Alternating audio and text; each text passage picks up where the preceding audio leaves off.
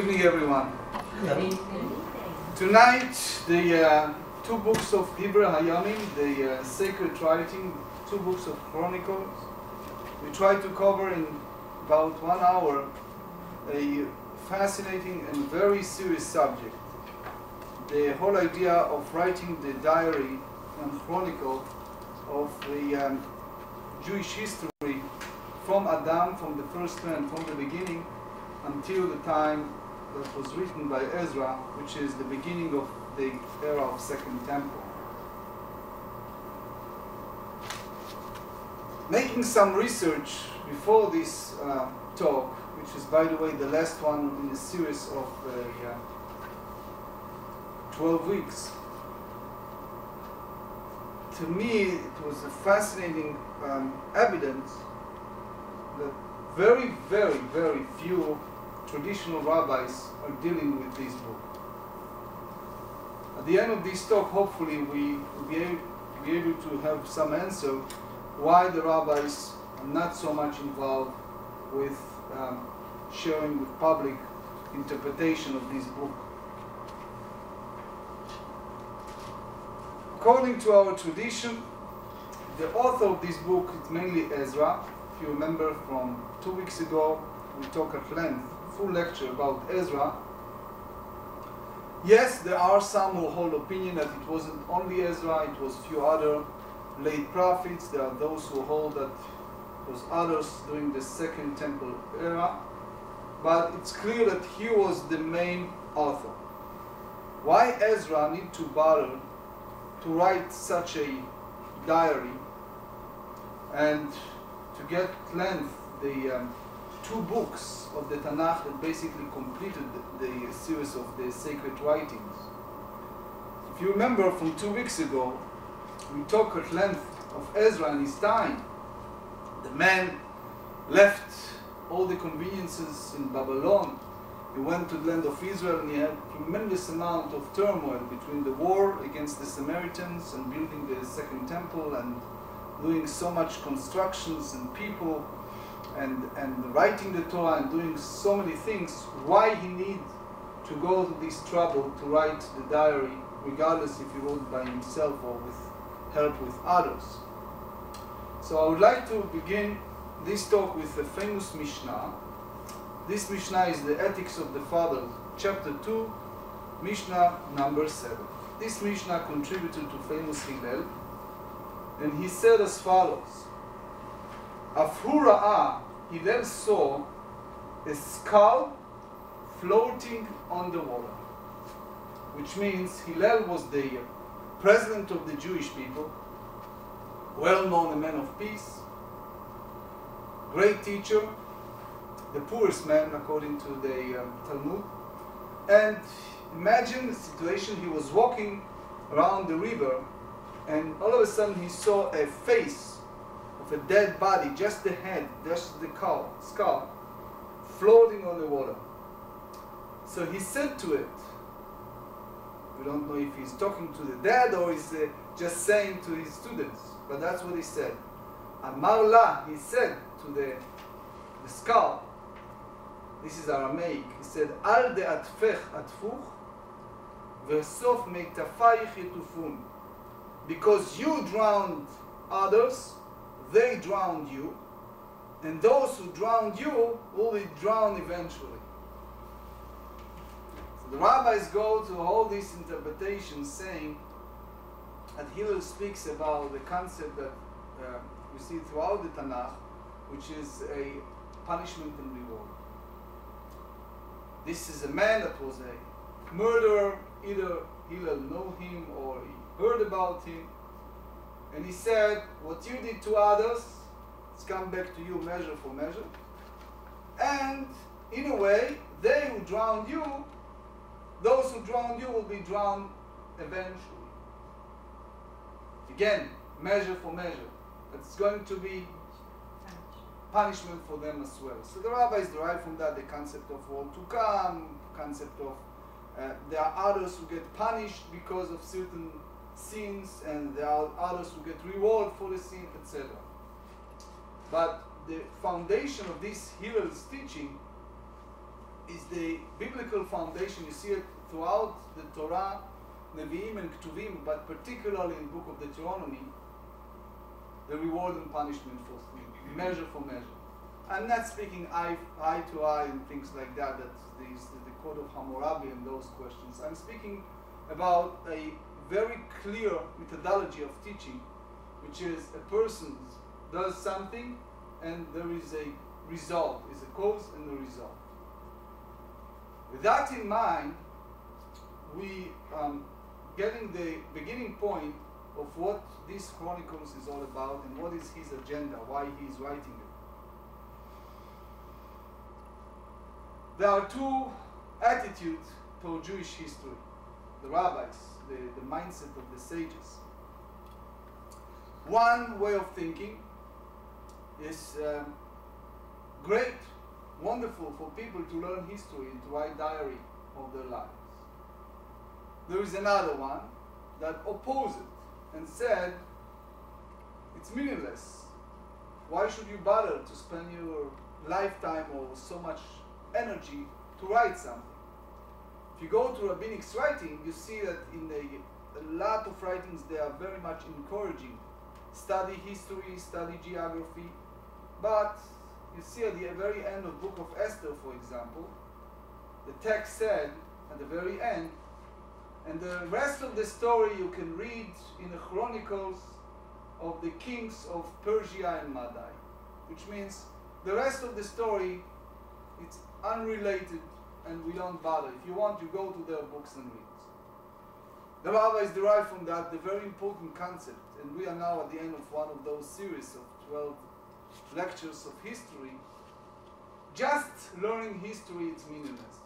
If a person just sit in a classroom and learn about history, any group, the rabbis have a very strong words. One of them is a famous Mishnah in Pirkei Avot that said, if a person is just accumulate knowledge and doesn't have any applications, it's like you have a very little roots and a lot of branches, which eventually any strong wind can fall these trees apart. But they said, if a person takes this study to heart and make tikkun olam, which means if a person can improve his or her world and make it better, then it's great. So therefore, if you have a session and you study history for the purpose of intellectual stimulation or just to have some entertainment, then it's really a waste of time. It's like watching another talk show on TV. My friends used to call it the idiot box. But it's the idea that people are wasting time over trash business. Versus if you take this lesson and make a tikkun olam. So this book, the Chronicles, has an agenda. The agenda is, number one, strengthen the belief in Hashem, believe in God. To show people that there is a clear plan of God for the creation, it's a clear plan that goes through all those years, which is, again, about abbreviation of about 3,000 years of Jewish history. And there is another concept. The concept is the measure for measure, but here we need to go a little deeper on that. In one hand, it's written in the Torah, in the Ten Commandments, that God is the very strong God, and later the Torah said in the book of Exodus, Poked avon avot al banim, which means the children pay for the debit of their parents, which means mistake that made by parents afflicted upon children the second, third, and fourth generation.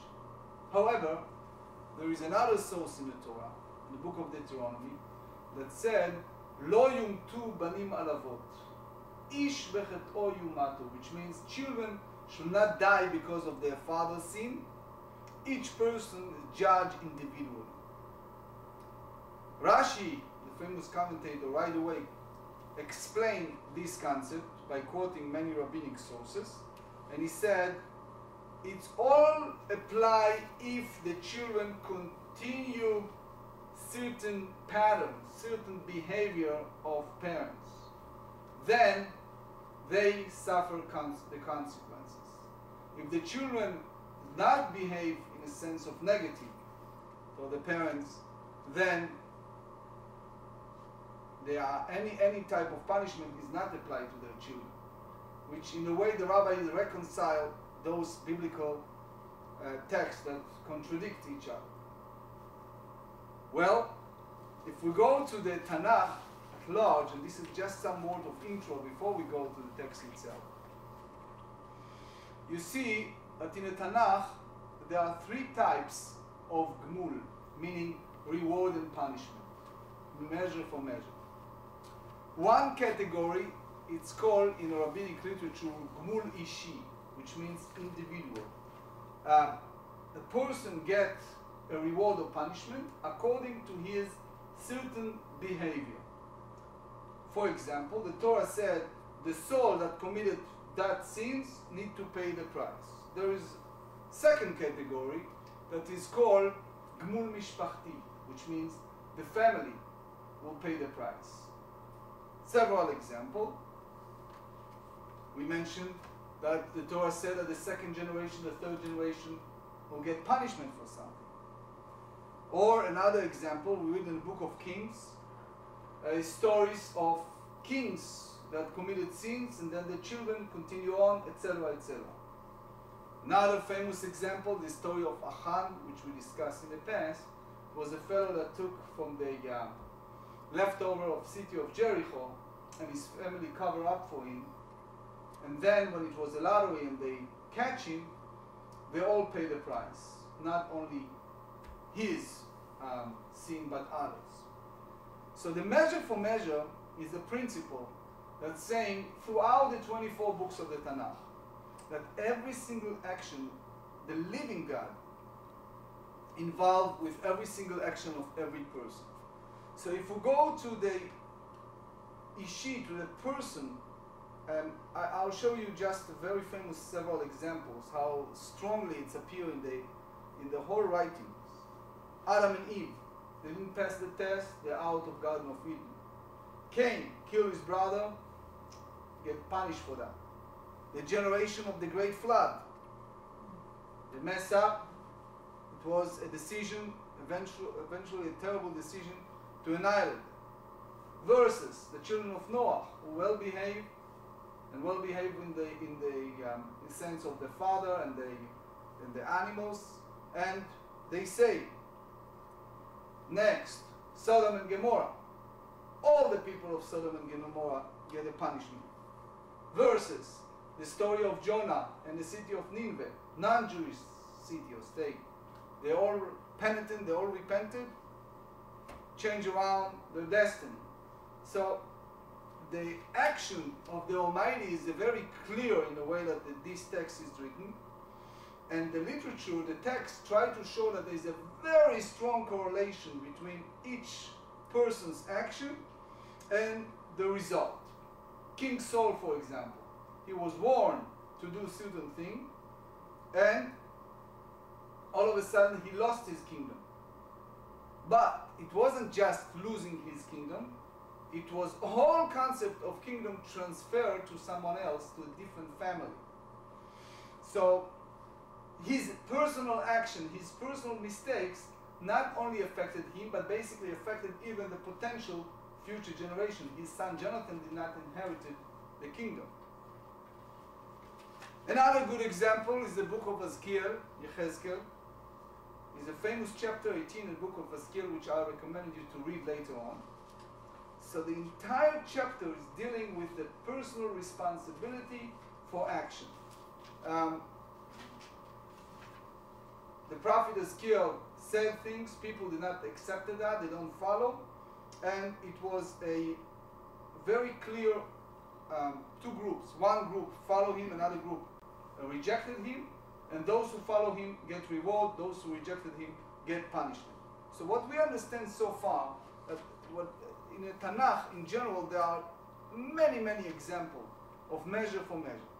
Now, the motivation of this agenda, of writing these things, is people should take it to their hearts and change for better.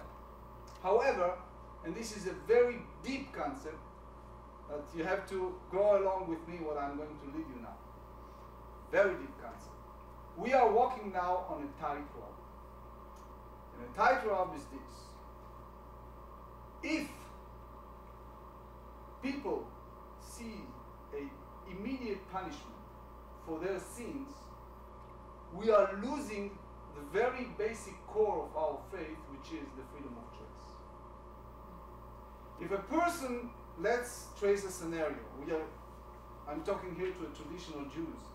So if a person, for example, eat pork on Yom Kippur, and the next day he gets, God forbid, an accident, and everyone see it constantly, then what happens is people are going to stop eating pork and going to fast on Yom Kippur as a fear of punishment, and in many ways we are losing the whole idea of freedom of choice. So in that sense, the Almighty didn't wish that to happen. He wanted to give us the very strong feeling of making our choices throughout our lives for anything and everything all the time. And therefore, if a person does something wrong and he or she is afraid of punishment, do we need to give him a reward for that? In other words, if a person did not eat pork or did fast on Yom Kippur because he is afraid of punishment, then the big question is, we always speak about punishment and reward at least in the language of people understanding. There's always expectations.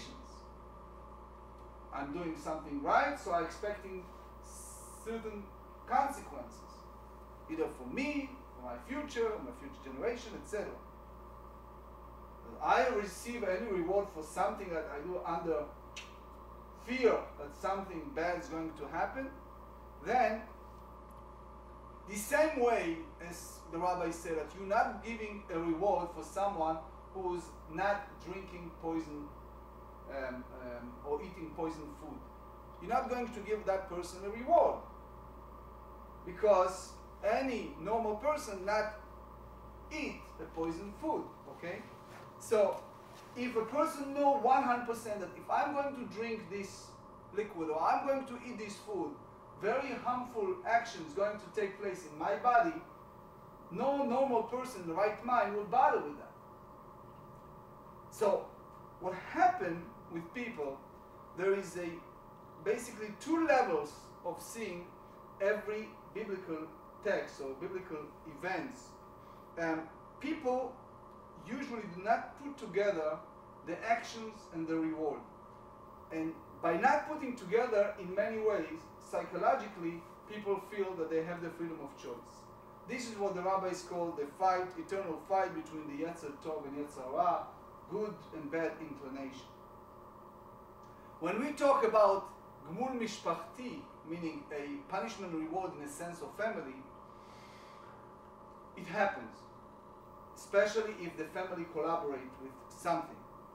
So not only the second, third generation that follow up, and soon you see it in the Chronicles, but the story of Achan, as just mentioned, is an example. This is a man that violated something. Joshua told them, don't touch any leftover. He took something, he was hiding it. It was a mess. 36 soldiers get killed.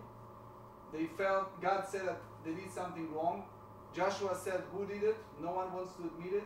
And they make lottery and lottery and lottery until they catch the tribe, until they catch the family, until they catch that person. It turns, it wasn't just him, it was the family that covered up for him.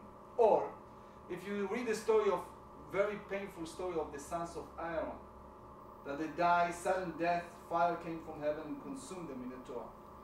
So, as much as we try to focus on them, many sages could not run away from the fact that Aaron was a very important, vital part of the golden calf. And there is some type of feeling that is some types of relationship. Rashi brought it clearly in the book of Deuteronomy in chapter 9, sentence 20, that it was some types of paying back or punishment in a sense of family. Book of Kings is an example. Describe a different kings, and those kings behave in a certain way, and it was a result, not only by them, but also the next king, the future generation. For example, King Solomon. Beginning was great, then it was mistakes he made, all kind of women that start bringing abomination to the palace, making a idol worshipping, incense, etc. And then God appeared to him and said, look, because of your father and the whole story, you're not going to lose anything, but it's going to be a divided with the nation, with your son's time, and it's going to be a bad news in the future for all these temples. So the rabbi asked a question, is that punishment for Solomon or punishment for his children, etc.? And they come to conclusion it's a combination of many. First is punishment for him because he was the builder of the temple, but also it's a punishment for the future generation because they follow up certain pattern of behavior, his son Rehoboam. Another good example is the story of Menashe. It was a very sad story which we're going to read soon of King Menashe. It went so bad that he brought an idol to the temple. Not only worshipping idols, and not only thing, he brought a tzelen, he brought an abomination to the temple. So from that time it was 54 years until the Judah kingdom lost the kingdom and the whole story of the destruction. So again, most of the rabbis hold it was because not only him, but it was the idea of the successor and the continuation wasn't, it happens soon you see that it was a rejection of the previous generation and different behavior. But the pattern is the same pattern, which is saying to us, look, there are stories in the Bible, and if you just read it as a story, it's wasting your time. But if you read it in a different way, and you understand that there's a very strong message here, then it's worth it, it's tikkun olam. And here is the point. If you try to make a juxtaposition between the book of Samuel and Kings and the book of Chronicles, you see a lot of redundancy. However, if you examine deeply what happened is, book of Chronicles have a very clear agenda. When Ezra wrote it with help of others or by himself, he had the agenda of measure for measure in immediate fashion. Which means he tried to prove throughout his book that there is God, there is a creator, and there is a reaction, immediate reaction for every action. And he made it in such a scary way and clear way with the hope that the reader will take it to his or her heart and change for better. So the reason he wrote the history and he wrote it in a certain way, in a certain agenda, it's because he wanted to paint a very clear picture of who is God and what's the relationship between the God of Israel and the nation of Israel and the world. So that's the reason for the books of Chronicles, and that's the reason why at the beginning it was one book and then it turned to be two books, and the whole description of the book of Chronicles is a measure for measure. Okay, now we go to the text, just glance over as far as the time allows, and you see how fascinating is the text. Just abbreviation of the text first. The first nine chapters of the Dibra Hayamim, the first Chronicles, is from Adam to King Saul. Then from chapter 10 to chapter 29 is the kingdom of Saul and David. And then the end of the first book of Chronicles is the death of David and the beginning of the reign of Solomon. Second Dibra Hayamim is the King Solomon building the first Beit HaMikdash, the first temple, is 1 to 9. Then is abbreviation of all the genealogy of King of Judah, and then a very central event that affected the Jewish world for generations until the time of exile in Babylon.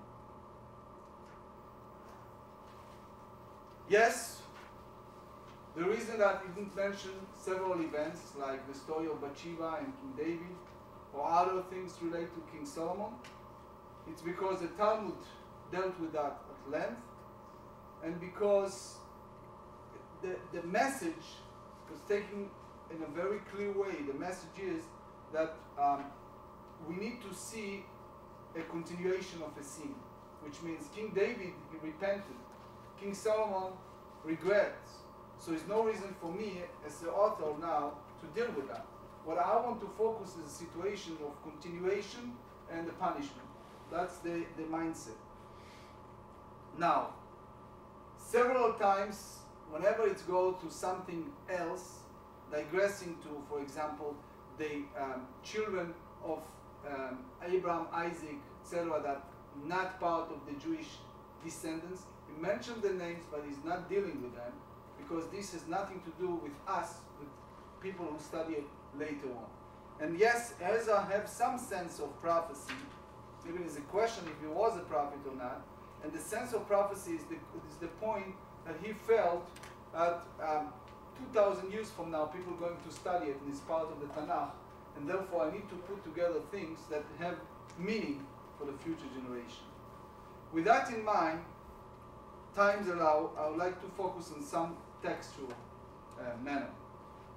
First chapter, dealing from Adam and go further to Isaac and his children. The description is clear. It's just the story how we get to King David. He wanted, as you know, the same as the agenda of Samuel in the book of Ruth. He wanted to show that David deserved his kingdom, that the conversion of Ruth was for real, the process that took place is correct, but here and there he started putting messages. For example, chapter 2, sentence 7, he mentioned that the children of Carmi and the family of Carmi was the Achar Ocher Israel, the fellow that did the story we just mentioned of Joshua in the and his family, and it was a punishment not only for that person but for the entire family. Then, if we skip several chapters, because most of those chapters dealing with a lineage, and the reason why he is dealing with lineage, he is dealing with what that lineage of that certain behavior affected certain people. So here is several examples. It was a time that they divided the land in chapter 5. And when they divided the land, it was 2.5 tribes in the east side and the rest of the tribes on the west side. Those who behave properly and help each other prosper and be successful. Those who not get punishment. So he is very clear with this attitude, unlike Book of Kings. Then, if we go to chapter 7, he is dealing here with the story of Zelophehad and his daughter. Zelophehad is a story in the Torah, and how they inherited the land and what happened to them. So again, Ezra here, putting in writing all of that, he wanted the people to understand that God is always there, and God is always involved in the Jewish life and Jewish history and Jewish happening. So for example, when the Jewish people in chapter 10 wanted the king, and they get a king like King Saul, God at the beginning said to Samuel why they need to bother. But then later on, when they get the king and he gets to his head, things turn sour. Now, at the end of chapter 10, is, for example, is a very deep message. And the message is, King Saul lost his kingdom. Why he lost his kingdom? So sentence 13 said, and 14, very important message, the end of chapter 10. King Saul died, B'ma'alo asher ma'al ba'Hashem, because he basically violated the trust that God gave him. Why? Number one, Asher lo shamar, that he didn't follow the instruction regarding to Amalek, which Samuel instructed him, and a second reason, Vegam,